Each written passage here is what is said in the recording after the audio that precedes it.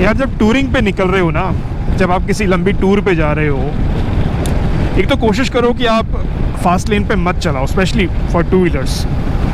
कई मैंने राइडर्स देखे हैं जो फास्ट लेन में चलते रहते हैं, कोई ज़रूरत नहीं है यार। एक तो क्या है, जब आप टूरिंग पे जा रहे हो तो स्पीड्स आपकी अराउंड 80-90 होनी चाहिए, या उससे ज़्यादा, मैक्स 100 मान लो यार। 100 भी कई बार बहुत ज़्यादा हो जाता है अपने इंडियन हाईवेज़ के accordingly, because you never know यहाँ पे कब क्या आ जाए, क्या हो जाए, आपको कुछ पता नहीं चलेगा। और जनरली टू व्हीलर्स को फिर संभालना बहुत मुश्किल हो जाता है in case of an emergency. तो कोशिश करो कि एक तो स्लो लेन में चलाओ। स्लो लेन में भी आप, ऐसा नहीं है, आप डिसेंट स्पीड से 80-90 पे चल सकते हो, डिपेंडिंग अपॉन कि कैसा ट्रैफिक है ना। जब मौका मिले तब आप फास्ट लेन में भी आओ, ओवरटेकिंग वगैरह करने के लिए आप फास्ट लेन में जा सकते हो, या फिर अगर खाली हाईवे है तो फिर नो डाउट आप चला सकते हो। बिकॉज कई बार सिनेरियोज ऐसे भी होते हैं ना कि कई बार अपोजिट से चलती हुई गाड़ियाँ भी कई बार नहीं बैलेंस खो जाता है, या टायर ब्लास्ट की वजह से इस तरफ आ सकती हैं, दूसरी तरफ अपोजिट लेन में आ सकती हैं हाईवे की।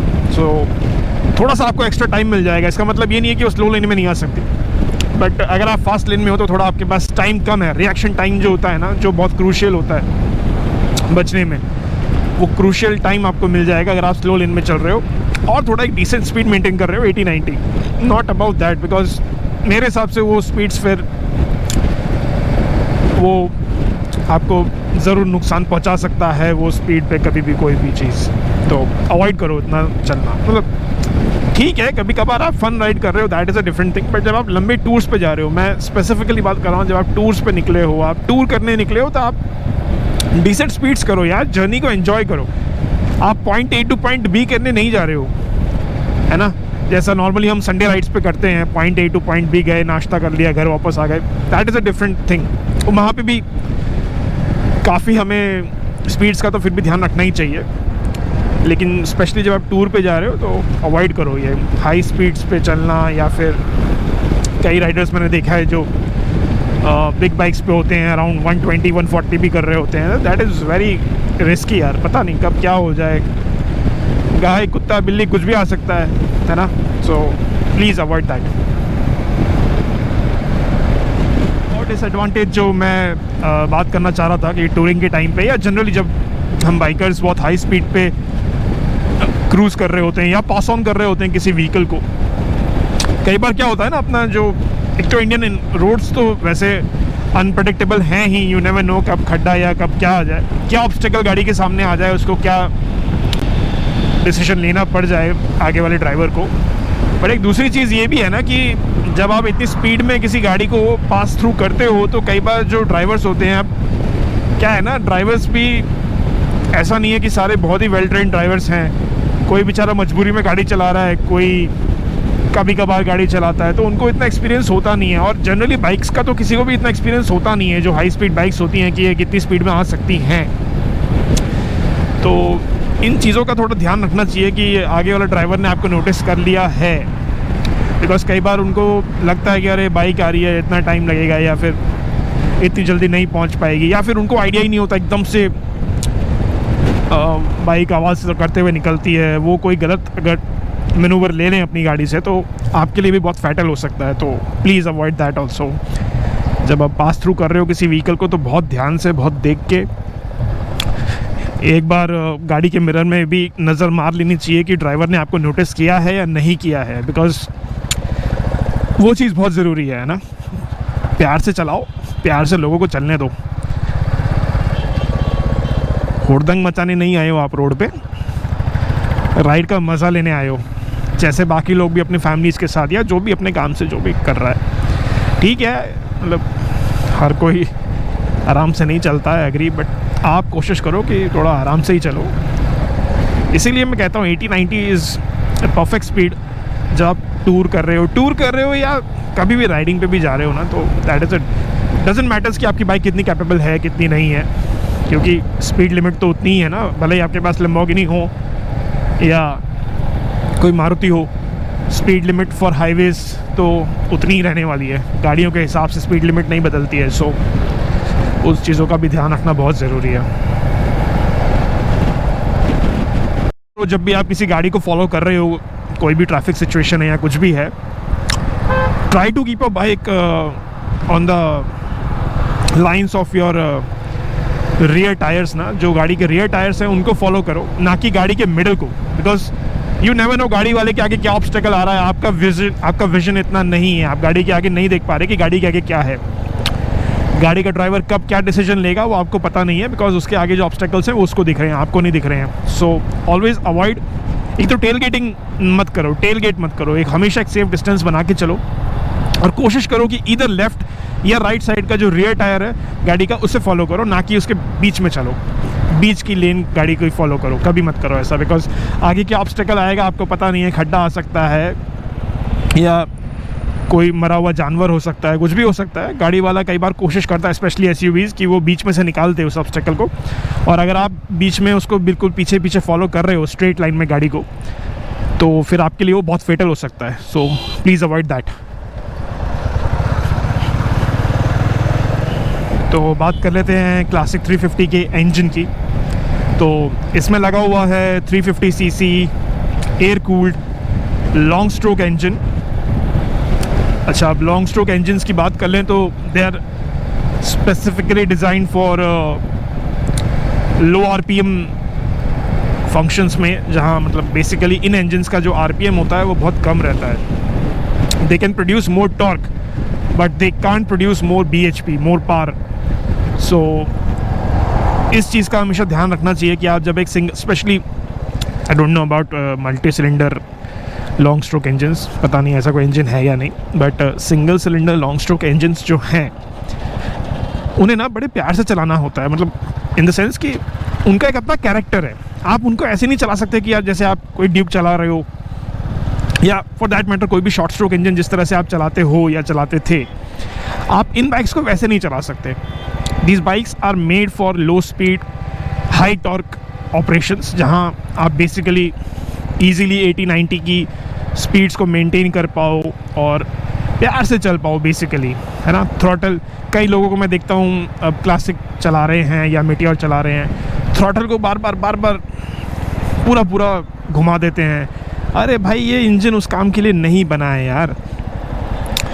फिर बोलते हैं कि यार ये तो ख़राब हो रहा है, तो ये हो रहा है, ये वो हो रहा है। अच्छा, टूर्स पे जा रहे हैं, टूर्स पे जाते हैं तो क्या करते हैं, बस ऐसे बैठ जाएंगे और पूरा थ्रॉटल खींच के और बैठे रहते हैं कई मतलब मिनटों तक उसको बस खींच के बैठे रहते हैं। ऐसा नहीं है यार, आप इन गाड़ियों को थोड़ा सा प्यार से चलाइए, प्यार से इन दैट सेंस कि आप 80-90 बहुत हो गया। इस इंजन का जो स्वीट स्पॉट है ना वो लगभग 80-90 का है। अब अगर आप 80-90 से भी ऊपर चल रहे हो तो इसमें ऑब्वियसली वाइब्रेशंस आते हैं, थोड़े बहुत हल्के फुल्के। नए जे सीरीज़ इंजन की मैं बात कर रहा हूँ, हल्के फुल्के वाइब्रेशंस आते हैं जब आप 90 से ऊपर जाते हो, विच इज़ नॉर्मल यार। मतलब वो कोई इशू नहीं है कि भाई बाइक में इशू है या इंजन में इशू है, दोज आर नॉर्मल, बिकॉज 100 की स्पीड अचीव करना ऑन अ टू व्हीलर, वो भी 350 सीसी इंजन है, 200 किलो की तो बाइक ही है, ऊपर से राइडर का वेट भी होता है, इतने सारे वेट को खींच के चलना, है ना, काफ़ी सारे फैक्टर्स होते हैं। तो ये इंजन जो बना है ना, ये एक स्लो रेविंग इंजन है, जो एक टॉर्की इंजन है, जिसमें बेसिकली आप आराम से चलने के लिए बना है। सिडेट काइंड ऑफ राइडिंग ये पसंद करता है। इसको आप ऐसे नहीं चला सकते कि आप ऑल डे लॉन्ग बस खींचते चले जा रहे हो, एक्सीलेटर घुमाया, स्पीड पकड़नी है, तुरंत स्पीड पकड़नी है, वो सब इसमें प्लीज़ मत किया करो, बिकॉज फिर तो इंजन ख़राब होना ही है।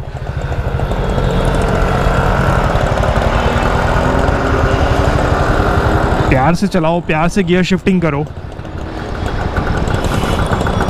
स्पेशली जे सीरीज़ इंजन की मैं अगर गियर शिफ्ट्स की बात करूँ, इतने बटर स्मूथ गियर शिफ्ट्स हैं। अभी ऑलमोस्ट मैंने 17,000 किलोमीटर्स होने वाले हैं, पर आज भी गियर शिफ्टिंग बटर स्मूथ है, नो फॉल्स न्यूट्रल्स, कभी कहीं अटकता नहीं है, कुछ नहीं होता। बट डिपेंड करता है कि वो राइडर किस तरीके से बाइक को चला रहा है ना। हर एक बाइक का अपना एक कैरेक्टर है, हर एक इंजन और गियर बॉक्स को एक पर्टिकुलर वे में कंपनी ने डिज़ाइन किया है, या है ना, उसको उस तरह से चलाया जाएगा तो वो अपना ऑप्टिमम परफॉर्मेंस दे पाएगा। अदरवाइज़ तो होंडास भी फेल हो जाती हैं। कई लोग ऐसे भी हैं जिन्होंने होंडा के इंजन्स भी फेल किए हैं। सो वो भी चीज़ है, थोड़ा सा एक तो ट्राई करो कि जब आप कोई भी बाइक या गाड़ी परचेज़ कर रहे हो ना, तो एक बार उसका ज़रा मैनुअल पढ़ लो, आराम से बैठ के टाइम लेके मैनुअल पढ़ लो पहले उसका, क्या उसका ऑपरेशन है, क्या उसका किस कैपेसिटी में कितना ऑपरेशन उसका है, किस आरपीएम पे उसको चलाना है। ब्रेक इन कई लोग नहीं करते, ब्रेक इन करना बहुत ज़रूरी है। कोई भी इंजन हो, चाहे वो गाड़ी का हो या बाइक्स का, टू व्हीलर्स का हो, स्कूटीज़ का हो, प्रॉपर ब्रेक इन बहुत ज़रूरी होता है। ब्रेक इन करो प्रॉपर, और ऐसा नहीं है ब्रेक इन आपने प्रॉपर कर लिया फिर आप उसको भगा रहे हो, फिर गलत तरीके से चला रहे हो, वो भी गलती है। फिर जो गाड़ी जिस काम के लिए बनी है ना, जो मशीन जिस काम के लिए बनी है और जिस हिसाब से चलाने के लिए बनी है, उसको उस हिसाब से चलाया जाएगा तो वो सालों साल चलेगी। अदरवाइज़ उसको ख़राब होने में टाइम नहीं लगेगा। बस यही बात है। बाकी 17,000 किलोमीटर्स मैं चला चुका हूँ, आज तक मुझे कोई दिक्कत नहीं आई इस गाड़ी में, इंजन रिलेटेड या कोई भी फॉर दैट मैटर, कोई इशू मुझे आज तक फेस नहीं करना पड़ा क्लासिक 350 रीबॉर्न में।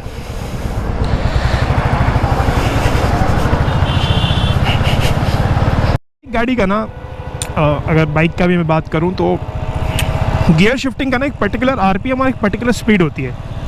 जब आपको गियर शिफ्ट करना है, जब वो इंजन आपसे मांगेगा कि भाई अब now you can shift the gear, whether it is down shifting और whether it is up shifting. इसीलिए वो ये जो छोटी छोटी चीज़ें होती है ना, ये मैनुअल में लिखी हुई होती हैं, इसीलिए मैनुअल पढ़ना बहुत ज़रूरी है। तभी आपका इंजन आपको एक ऑप्टिमम परफॉर्मेंस देगा, जब आप उसको ऑप्टिमम एफिशिएंसी में, मतलब अच्छी तरह से उसको चलाओगे, जिस तरह से कंपनी ने उसको डिज़ाइन किया है, जिस तरीके से उसकी गियरिंग डिज़ाइंड है।